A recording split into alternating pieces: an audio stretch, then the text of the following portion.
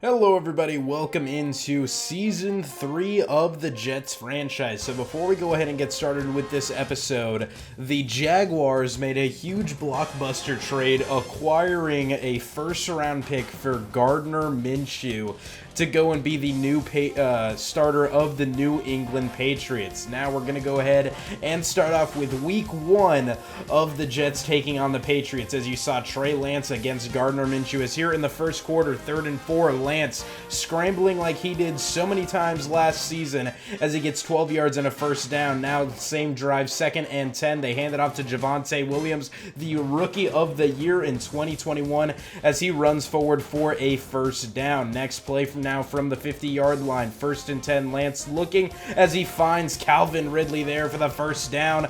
The former Atlanta Falcon getting his first catch, hopefully first of many, as he signed a 5-year deal with the Jets over the offseason. As there, Javonte Williams on the screen pass takes it all the way into the red zone down to the 14-yard line as he gets tackled down there trying to make a move. Now from the 16, 2nd and 12, Lance takes the snap, looks, doesn't like what he sees, decides he's going to do it himself as he tries to get to the first down line, as he'll get them inside the 5-yard line. Now from the 2, Javonte Williams gets stuffed, and there is a holding call, so now the Jets will be moved back. So then on 3rd and goal, now from the 12-yard line, Trey Lance looks, takes the snap, standing in the pocket, he sees a wide open Jamison Crowder for the touchdown as they connect over the middle. That was a connection that was alive and well last season. Hopefully, as Jamison Crowder re-signed with the team this offseason, that only leads to more touchdown passes, as now Gardner Minshew and the Patriots out on offense as Minshew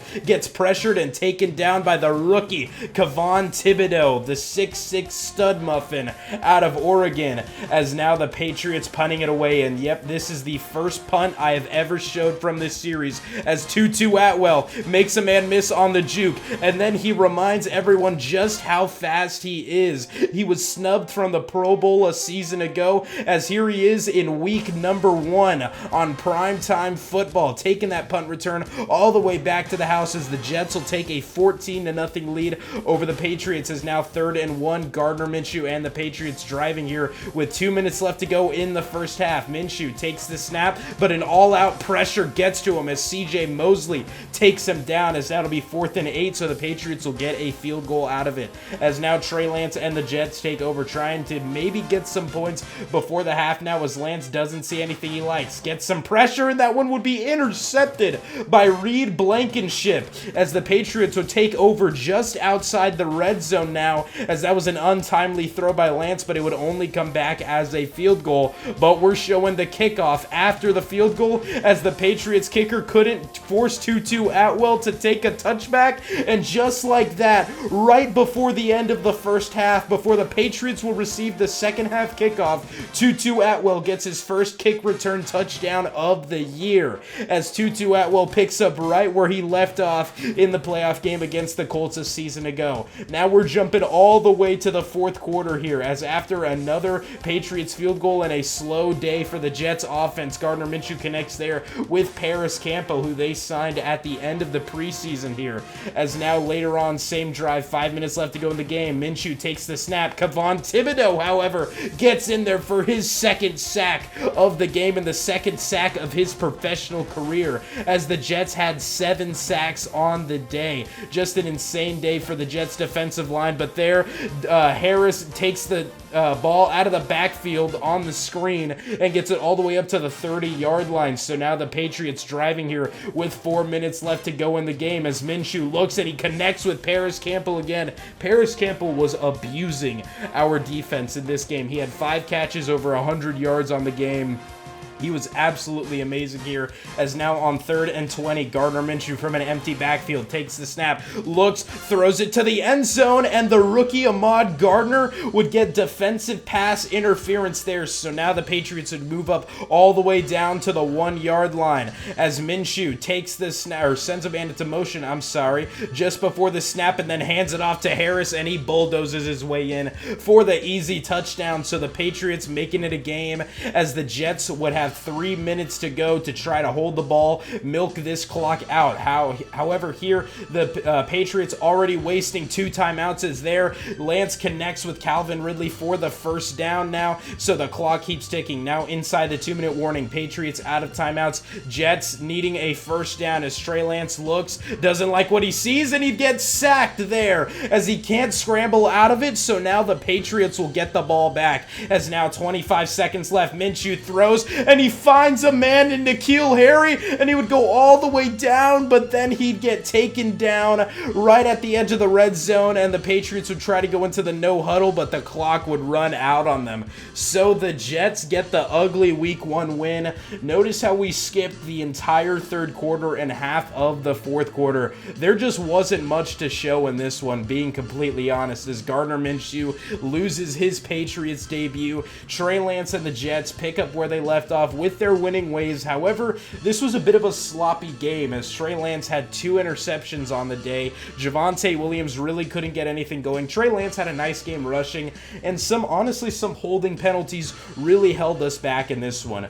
Overall, hopefully this isn't how the team plays throughout the rest of the season, but now for the rest of this episode, I wanted to talk about weeks 2 through 4 as I decided to simulate through those weeks, as in week 5 we ended up running the progression tool. So we'll go ahead and start the next episode and talk a little bit about what players ended up developing. So in week number 2, we went to take on the Pittsburgh Steelers, and we ended up getting the big 34-20 win over Sam Howell's Steelers, as Calvin Ridley ended up having over 100 yards. Jamison Crowder, though, only 3 catches for 16 yards. He's off to quite a slow start, and Javonte Williams also had a really nice game in this one. However, then in week number 3, we went to Miami to take on the Dolphins, and we end up losing 23-13, a pretty big loss to a division rival here, as Trey Lance has thrown an interception in every single game so far, and has thrown 2 interceptions in 2 of them.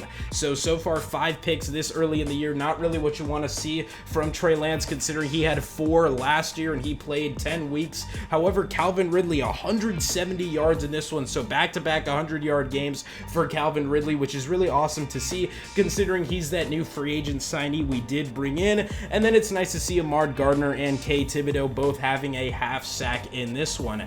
And then the final game I wanted to talk about was our game against the Vikings. Now here we got destroyed, and it's pretty much a huge bummer. We lose 34-16, but Kirk Cousins had a huge game manager type of game. He had to do nothing in this game, only 15 completions on 22 attempts, whereas Trey Lance, who wasn't bad, he had 400 yards passing, which is insane to think about, though he did throw another interception. So if you're keeping score, that's 5 touchdowns to 6 interceptions so far this year. But our defensive line, which we invested in this offseason, lets us down, as Michael Carter and Alexander Madison absolutely destroy us on the ground. Though on a positive note, Calvin Ridley did have 100 yards again, so that's 3 games in a row of 100 yards for Ridley. Kyle Pitts also had a great game, 7 catches, 112 yards, and then just another half sack for Kay Thibodeau, something nice to see. And then Eric Kendricks did end up getting the interception. So overall 2-2, quite a mediocre start, but I think that this dev trait or dev progression system is going to be really nice for us, as we're finally going to see our guys develop and reach their potential. For example, Javonte Williams getting 10 upgrade points is awesome. Blake Cashman, same thing with 7, and then Trey Lance also earning 7 development points. This is huge. His throw under pressure definitely needs to go up, so I'm hoping that it goes up pretty respectively. And then all of his accuracy stats also improving would be quite nice, just because as of right now, that short accuracy is really the only thing we can rely on when it comes to the medium and deep accuracy, especially in that game, for example, against the Patriots. The reason why I didn't really show the third quarter is because Trey Lance really couldn't get anything going, because I was trying to maybe expand the offense a little bit, and it just wasn't working out. So hopefully in the next episode, you guys will see how the progression works and how it works in game, and hopefully the offense is just a lot better. And then John Hightower, this guy's been a surprise. We stole him from the Eagles practice squad last year, kept him on our practice squad for the rest of the year. He ended up getting development up to a 71 overall, and here he earns 7 more skill points, which is awesome to see. He's probably honestly going to end up taking over Rondale Moore's spot on the roster as our wide receiver number 3 right now.